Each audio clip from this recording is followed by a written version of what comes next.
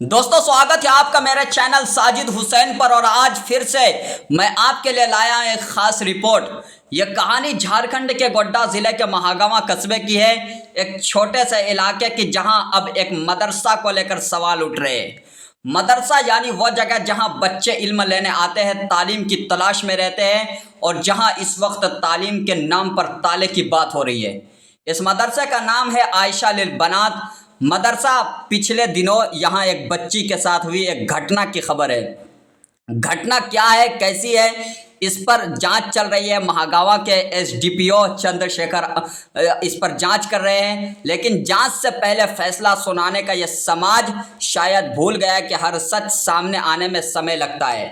इलाके में सिर्फ यही एक मदरसा है, यही एक जगह है जहां सैकड़ों बेटियां पढ़ने आती थी, लेकिन इस वक्त इलाका बढ़ गया है। एक तरफ वो लोग हैं जो कहते हैं मदरसा बंद हो, दूसरी तरफ वो लोग हैं जो कहते हैं कि सिर्फ एक घटना से पूरे संस्थान को बदनाम नहीं किया जा सकता है। इस विवाद के बीच आज उठी मौलाना समीरुद्दीन कासमी की। मौलाना का कहना है कि कृपया जल्दबाजी में फैसले ना करें, मदरसा पूरे इलाके की बेटियों की तालीम की जगह है। जो हुआ है उसकी पूरी जांच हो, कसूरवार चाहे कोई भी हो सामने आए, लेकिन इल्म का दरवाज़ा बंद ना हो। ये पहले आप मौलाना की ये वीडियो देखिए। नहमदहु व नसल्ली अला रसूलिल करीम अम्मा बाद। एक साहब ने पूछा है कि मदरसा आयशा लिल बनात कस्बा महागामा, उसमें फीस लेकर के पढ़ाते हैं, तो आपकी क्या राय है? जवाबन अर्ज है कि भाई, चंदे का पैसा इस दौर में जो कुछ होता है बहुत कम होता है। सिर्फ चंदे से चलाना बहुत मुश्किल है, इसलिए फीस लेते हैं।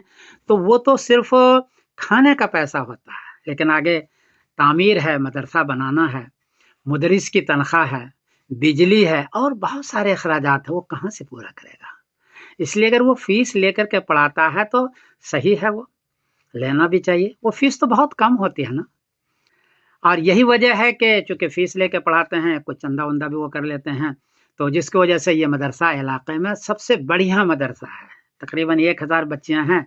मैं जब वहाँ गया तो देख कर हैरान हो गया कि इस देहात के अंदर इतने बच्चियों को कैसे ये पढ़ा रहे हैं, जबकि इस किस्म का मदरसा को और नहीं है। इसलिए आप हजरात को उसका ताउन करना चाहिए। और अगर कोई मामला पेश आया है तो बेचारा मोहतमिम क्या करेगा? चुपके चुपके एक आदमी रात के अंधेरे के अंदर को मामला कर रहा है, तो मोहतमिम कितनी निगरानी करेगा? ये गलती उसकी नहीं है, कोशिश तो कर रहा है। मैंने देखा कि बिल्कुल वहाँ पर मर्द के जाने की इजाज़त नहीं है, वहाँ सारी औरतें होती है, बिल्कुल पैक होता है, पढ़ाने का निज़ाम बिल्कुल पैक होता है। इसके बावजूद भी अगर कोई मामला पेश आता है तो मोहतमिम बेचारा मजबूर है। हम लोगों को चाहिए कि मोहतमिम की हिम्मत अफजाई करें, उनको तसल्ली दें और उनको ढारस बंधाएं।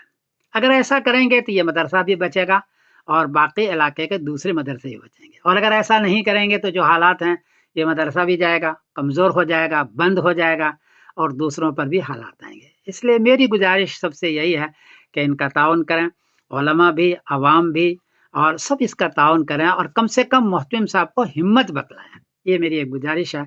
बाकी कमी बेशी हर जगह है।